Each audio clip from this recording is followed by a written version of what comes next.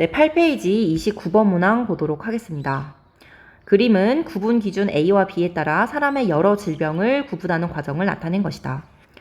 네, A 기준을 보면요. 이 A가 아니오라고 써 있는 게 이제 고혈압이란 말이죠. 그 다음에 이제 얘라고 나와 있는 게 나머지 질병들이에요.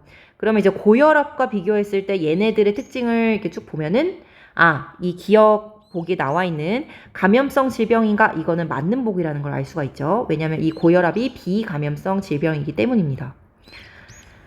네, 그러면 이제 니은 보기로 바로 넘어갈게요. 병원체는 독립적으로 물질 대사를 하는가? 그럼 이 질문에 대해서 예라고 하는 게 결핵이고 아니오가 독감 홍역인지 한번 생각해 보세요. 그렇죠? 맞는 설명이죠. 왜냐하면 이 결핵은 세균에 의한 질병이고 독감 홍역은 바이러스에 의한 질병입니다. 그래서 이 바이러스는 독립적으로 물질 대사를 못하기 때문에 네, 이것은 이제 B에 적합한 질문이 맞습니다. 결핵 치료 시에는 항생제를 사용을 합니다. 그래서 5번이 답이 되겠습니다. 30번으로 가도록 하겠습니다. 다음은 바이러스 X에 대한 생쥐의 방어작용 실험이다. 유전적으로 동일하고 X에 노출된 적이 없는 생쥐 ABC를 준비합니다. 생쥐 A의 왼쪽 귀에 X를 감염을 시켰습니다. 그 다음에 감염 8일 뒤에 생쥐 A에서 혈청과 보조 T림프구를 각각 분리했습니다. 혈청에 무엇이 들어있을까요? 혈청에는 항체가 들어있습니다. 그렇죠? 항체가 들어있기 때문에 지금 이 나라는 이 실험 과정은 A에서 항체와 보조 T림프구를 분리했다라고 해석을 하시면 되겠습니다.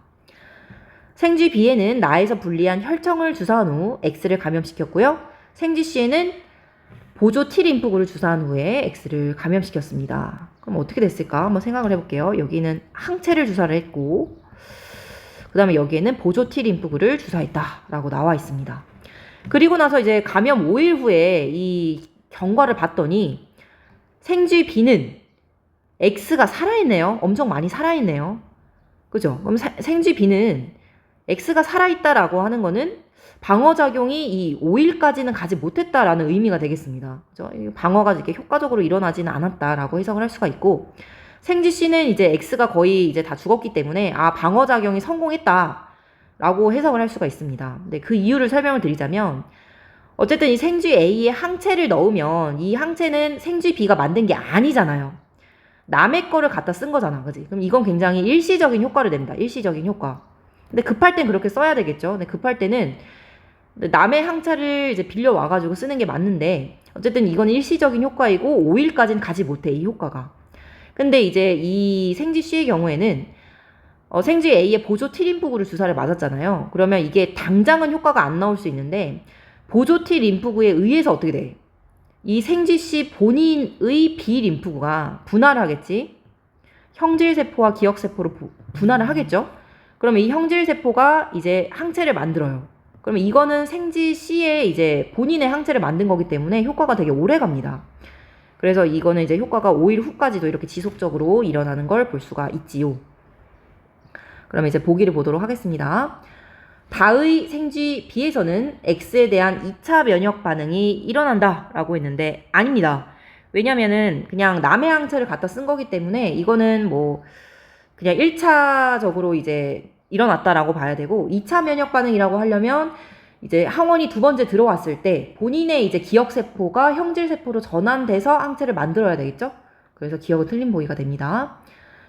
생쥐 B에서는 보조 T림프구의 식균작용. 보조 T림프구는 식균작용을 일으키지 않습니다. 큰 포식세포만 식균작용을 일으키죠.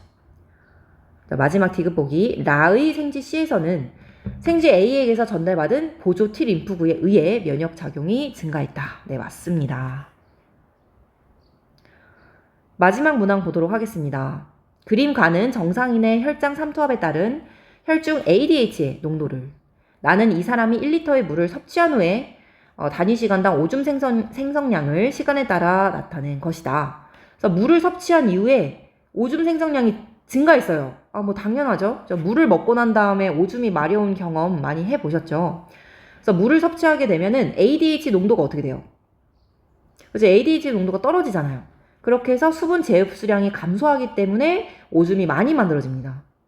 네, 이해가 되시나요? 근데 이 시점에 갑자기 오줌 생성량이 떨어졌다라는 건 이거는 뭐 갑자기 일어난 게 아니고요. 아마 이 시점에 요 정도 되는 시점에 어떤 사건이 일어났다는 뜻이죠. 어떤 사건일까요? 그죠? 이거 지금 문제가 몇 번 반복되고 있는데 오줌을 배출했다는 뜻입니다. 네, 이 사람이 오줌을 배출해가지고 이제 물이 빠져나갔기 때문에 이제 ADH의 농도가 다시 증가를 했고 따라서 오줌 생성량은 감소를 하게 되었다라고 이 그래프를 해석하시면 되겠습니다. 네, 기억보기 ADH는 뇌하수체 후엽에서 분비되는 거 맞고요.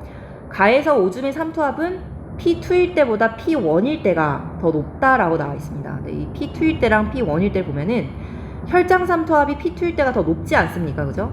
혈장 삼투압이랑 오줌 삼투압은 비례관계입니다. 얘네들 비례관계예요. 내 몸이 짜 있는 상태면 내 오줌도 같이 짜집니다. 내 짠 몸에서 짠 오줌이 나오고 싱거운 몸에서는 싱거운 오줌이 나오거든요. 그래서 P2일 때보다 P1일 때 더 높다라고 했는데 이것은 틀린 설명이 되겠죠. 네, P2일 때가 더 높습니다.